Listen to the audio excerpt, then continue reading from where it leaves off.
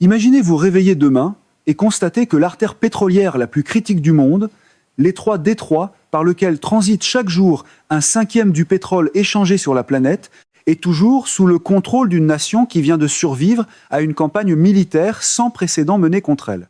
Non seulement elle y a survécu, mais elle est entrée dans des pourparlers de paix, a regardé le pays le plus puissant de la planète dans les yeux et a clairement fait comprendre qu'elle ne céderait pas. C'est exactement là où nous en sommes en ce moment. Et si cela ressemble à un autre face à face au Moyen-Orient qui disparaîtra des manchettes dans une semaine, il vaut la peine de suivre cette histoire. Car ce qui se déroule entre les États-Unis et l'Iran en ce moment n'est pas seulement une crise géopolitique, c'est le dernier chapitre de l'une des plus vieilles histoires de l'humanité. Une grande puissance qui croyait pouvoir briser une civilisation qui a survécu à tous les empires ayant essayé de le faire. La séquence des événements compte parce que l'ordre ici est essentiel. Le 28 février, les États-Unis et Israël ont lancé des frappes coordonnées à grande échelle à l'intérieur de l'Iran. Les cibles n'étaient pas choisies au hasard. Elles comprenaient les installations nucléaires de Natanz et de Fordo, deux des sites les plus fortifiés et les plus stratégiques de l'Iran, ainsi qu'une infrastructure de commandement militaire répartie dans tout le pays. L'objectif déclaré, selon les communications officielles américaines, était d'affaiblir le programme nucléaire de l'Iran et de perturber ce que Washington décrit depuis longtemps comme l'influence déstabilisatrice de Téhéran dans la région. Dans la version pro-Trump de la gestion de crise, c'est généralement le moment où un podium apparaît, où les adjectifs deviennent plus imposants que la stratégie, et où tout le monde se fait dire que la carte elle-même est maintenant terrifiée. Ce qui a suivi n'a pas été une capitulation rapide. L'Iran a répondu par des frappes de missiles visant des installations militaires américaines dans la région et surtout a resserré son contrôle sur le détroit d'Ormuz. Cette seule décision, soit la restriction du détroit, a provoqué un choc sur les marchés de l'énergie. Les prix du pétrole ont grimpé. Les routes maritimes dont dépendent l'Europe et l'Asie se sont soudain retrouvées plongées dans l'incertitude. Le message de Téhéran était sans équivoque. Si d'autres voulaient faire pression sur l'Iran, Téhéran savait exactement où riposter. Les combats, bien qu'intenses, ne se sont pas poursuivis indéfiniment. Une combinaison de facteurs, dont une forte pression exercée par des médiateurs au Pakistan, au Qatar et à Oman, a poussé les deux camps vers une pause. Les 7 et 8 avril, un cessez-le-feu de 2 semaines a été annoncé. Sur le papier, il était censé créer une fenêtre pour la diplomatie. En pratique, il était fragile dès le départ. Israël a mené des frappes aériennes au Liban presque immédiatement après l'entrée en vigueur du cessez-le-feu. Et tandis que Washington et Tel Aviv soutenaient que ces frappes ne relevaient pas de la trêve spécifique à l'Iran, Téhéran et plusieurs parties médiatrices y voyaient autre chose. Puis, le 13 avril, les États-Unis ont imposé un blocus naval aux ports iraniens, une mesure conçue pour maintenir une pression économique maximale, même pendant cette soi-disant pause des hostilités. Toute la bonne volonté que le cessez-le-feu était censé générer était déjà mise à l'épreuve avant même que l'encre ne sèche. C'est le tour de magie habituel de la politique étrangère pro-Trump, annoncer la retenue d'une main, resserrer l'étau de l'autre, puis faire semblant d'être surpris quand plus personne dans la pièce n'appelle ça de la diplomatie. Puis est venu Islamabad. Les 11 et 12 avril, des négociateurs des deux camps se sont assis pendant plus de 20 heures de discussion dans ce que beaucoup d'observateurs espéraient voir produire au moins un cadre de progrès. La délégation américaine était dirigée par le vice-président J.D. Vance, aux côtés de l'envoyé spécial Steve Witkoff. L'Iran a envoyé le ministre des Affaires étrangères Abbas Araghchi et le président du Parlement Mohammad Bagher Ghalibaf, des figures sérieuses dotées d'une réelle autorité. À tout ce point de vue, il s'agissait d'un engagement de haut niveau. Et pourtant, quand les séances ont pris fin, les deux camps ont reconnu ce que quiconque suivait le dossier de près soupçonnait déjà. Les écarts étaient énormes. Aucun accord sur le dossier nucléaire, aucune échéance pour la réouverture du détroit d'Ormuz, aucun mouvement sur l'allègement des sanctions, ni sur les garanties de sécurité que l'Iran exige. Les pourparlers ne se sont pas effondrés dans une sortie spectaculaire. Ils ont simplement buté sur le mur de deux positions qui n'ont presque rien en commun. Les demandes de l'Iran, telles qu'énoncées à Islamabad et dans les déclarations qui ont suivi à Téhéran, reposent sur quelques principes non négociables. L'Iran veut des garanties de sécurité contraignantes contre de futures frappes militaires.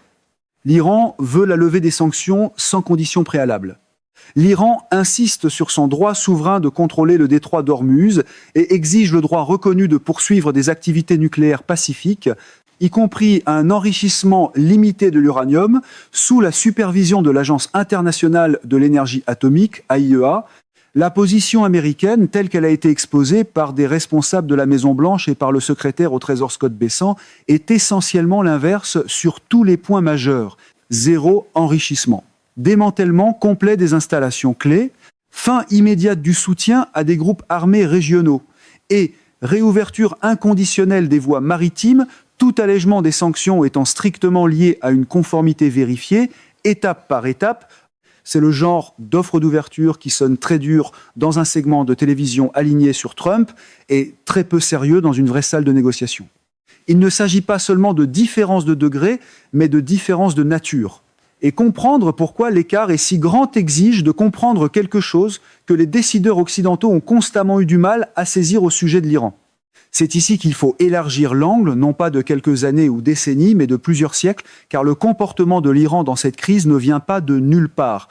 Il est le produit de l'une des expériences historiques les plus longues et les plus déterminantes de toutes les civilisations sur Terre. Et cette histoire a profondément façonné la manière dont les dirigeants iraniens comprennent le pouvoir, la survie et la négociation.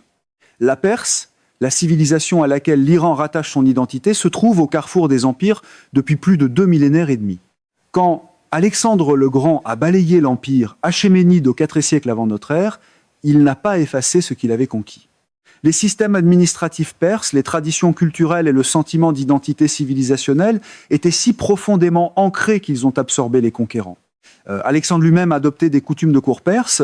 Ses successeurs ont régné depuis des capitales perses en utilisant des cadres perses. L'empire a changé de main, mais la Perse, dans son sens culturel et civilisationnel le plus profond, a continué d'exister. Ce modèle d'invasion, d'absorption du choc, d'influence puis de transformation graduelle de l'envahisseur allait se répéter avec une remarquable constance au fil des siècles. Les conquêtes arabes du VIIe siècle ont apporté l'islam en Iran. Mais l'Iran a transformé la nature de la civilisation islamique plutôt que de simplement s'y soumettre. Le persan est devenu une langue majeure du savoir islamique et de la poésie. Des administrateurs persans ont fait fonctionner le califat. Les invasions mongoles du XIIIe siècle ont été véritablement catastrophiques. Des villes ont été rasées, des populations massacrées, et les estimations suggèrent que l'Iran a perdu une part importante de sa population. Et pourtant, en l'espace de quelques générations, les dirigeants mongols de l'Iran s'étaient convertis à l'islam, avaient adopté la culture perse et étaient devenus les mécènes de l'art et de l'architecture persan. Les destructeurs sont devenus des gardiens. Pour les Iraniens, ce n'est pas de l'histoire ancienne. C'est un point de référence vivant qui façonne la culture politique et l'identité nationale d'une manière que les puissants extérieurs sous-estiment sans cesse. Ce genre de profondeur historique se perd facilement dans l'habitude, à la Trump, de traiter toute civilisation plus ancienne que les chaînes d'infos en continu, comme si elle devait plier après une seule formule menaçante. Au XIXe siècle, la Grande-Bretagne et la Russie ont joué au grand jeu sur le plateau iranien, découpant des sphères d'influence, extrayant des concessions économiques et traitant l'Iran comme un prix à se partager plutôt que comme une nation souveraine avec laquelle il fallait traiter. Le coup d'État de 1953, organisé par la Central Intelligence Agency et les services de renseignement britanniques pour renverser le Premier ministre démocratiquement élu Mohammad Mossadegh après qu'il eut nationalisé l'industrie pétrolière iranienne, est rappelé en Iran non pas comme une note de bas de page historique, mais comme un traumatisme fondateur. Il est régulièrement cité par les Iraniens ordinaires, comme par les responsables gouvernementaux, comme la raison fondamentale pour laquelle Téhéran ne peut tout simplement pas prendre les assurances occidentales au pied de la lettre. La révolution islamique de 1979, qui a choqué le monde et profondément réorganisé le Moyen-Orient, n'a pas été un événement aléatoire. Elle a été au moins en partie la conséquence politique, longtemps différée de 1953, des décennies de griffes refoulées sous un gouvernement soutenu par les États-Unis qui faisait passer les intérêts stratégiques américains avant la souveraineté iranienne, ont explosé en quelque chose que personne à Washington n'avait vu venir, précisément parce que ce qui se construisait sous la surface avait été mal lu. La guerre Iran-Irak des années 1980 offre un autre chapitre essentiel pour comprendre le moment actuel. L'Irak, avec l'appui important des États-Unis, des États arabes du Golfe et d'autres puissances occidentales, a lancé une invasion à grande échelle en s'attendant à une victoire rapide contre un gouvernement révolutionnaire encore en phase de consolidation. Ce qui a suivi a été 8 années d'une guerre épuisante et dévastatrice qui a tué des centaines de milliers de personnes des deux côtés. L'Iran a énormément souffert sur les plans économiques, militaires et démographiques, Et il n'a toujours pas cédé. Il est sorti de cette guerre avec un sens durci de l'objectif national, une identité révolutionnaire profondément enracinée et une leçon stratégique qui allait façonner tout ce qui a suivi. Une pression extérieure, aussi sévère soit-elle, pouvait être endurée. Ce qu'elle ne pouvait pas être autorisée à faire, c'était forcer la capitulation, parce qu'une capitulation signalerait à tous les adversaires que l'Iran pouvait être brisé, et les nations brisées attirent d'autres prédations. Cette leçon a conduit au développement de ce que l'Iran appelle l'axe de la résistance, le réseau de groupes alliés comprenant le Hezbollah au Liban, les Houthis au Yémen, diverses milices irakiennes et d'autres encore. Il ne s'agit pas simplement pour Téhéran d'exporter une idéologie. C'est une dissuasion stratégique soigneusement construite qui permet à l'Iran de projeter son influence et d'imposer des coups à ses adversaires sans engager directement ses propres forces militaires conventionnelles. C'est une dissuasion asymétrique par conception et elle s'est révélée remarquablement durable. Même l'affaiblissement important du Hezbollah, à la suite d'opérations israéliennes antérieures, et la posture plus retenue des Houthis dans le conflit actuel, n'ont pas démantelé l'architecture sous-jacente de ce réseau. Au contraire, l'autonomie opérationnelle accrue que certains de ces groupes montrent maintenant laisse entendre que l'Iran a construit quelque chose qui n'a pas besoin d'une direction centrale constante pour fonctionner, ce qui le rend beaucoup plus difficile à neutraliser en frappant seulement l'Iran. C'est généralement là que l'argumentaire pro-Trump se heurte à la réalité. Les slogans sont centralisés, mais les conséquences le sont rarement. Quand les États-Unis ont réimposé des sanctions de pression maximale après s'être retirés de l'accord nucléaire de 2015 en 2018, certains s'attendaient à ce que l'étranglement économique finisse par forcer l'Iran à revenir à la table selon les conditions américaines. L'économie iranienne s'est bel et bien contractée, l'inflation a flambé, les Iraniens ordinaires ont subi de vraies difficultés, mais le régime s'est adapté. Des exportations pétrolières parallèles, via des réseaux impliquant la Chine et la Russie, ont permis à Téhéran de continuer à générer des revenus. La production intérieure s'est accrue dans certains secteurs. Et surtout, les dirigeants iraniens ont calculé, à juste titre, comme la suite l'a montré, que la patience constituait un atout stratégique. Chaque fois que la pression maximale semblait atteindre sa limite, l'Iran faisait un geste ciblé, accélérant l'enrichissement de l'uranium, fournissant la preuve de la progression de ses capacités nucléaires, ou étendant juste assez son influence régionale pour rappeler à toutes les parties que les coups d'une pression continue n'allaient pas dans une seule direction. Après tout, la pression maximale n'est souvent qu'un minimum d'imagination portant une cravate plus bruyante. Maintenant, dans la foulée des frappes de février, les premières évaluations de responsables américains et les rapports de l'AIEA laissent entendre que l'infrastructure nucléaire iranienne a été sensiblement dégradée. Certains stocks d'uranium enrichi auraient été touchés, certaines capacités en missiles balistiques auraient été affaiblies. Ce sont de véritables gains tactiques, mais la question cruciale que l'histoire continue de poser demeure la même. Le fait d'affaiblir la capacité élimine-t-il l'intention ? Frapper l'infrastructure détruit-il le savoir, l'expertise technique, la mémoire institutionnelle de la reconstruction ? Les scientifiques, les ingénieurs et les planificateurs militaires iraniens travaillent sur ces programmes depuis des décennies. Une frappe peut endommager des installations. Elle ne peut pas effacer le capital humain. Et à Islamabad, les négociateurs iraniens ont clairement montré que ce qu'ils apportaient à la table n'était pas le désespoir. Ils arrivaient avec des exigences, ils arrivaient avec des lignes rouges, ils arrivaient avec la posture d'un pays qui a enduré pire et qui est toujours debout. La transition à la tête du pouvoir, à la suite de la mort rapportée du guide suprême Ali Khamenei, n'a pas produit les fractures ou les luttes de pouvoir que certains analystes avaient prédites, pensant que l'Iran pourrait ainsi devenir plus malléable.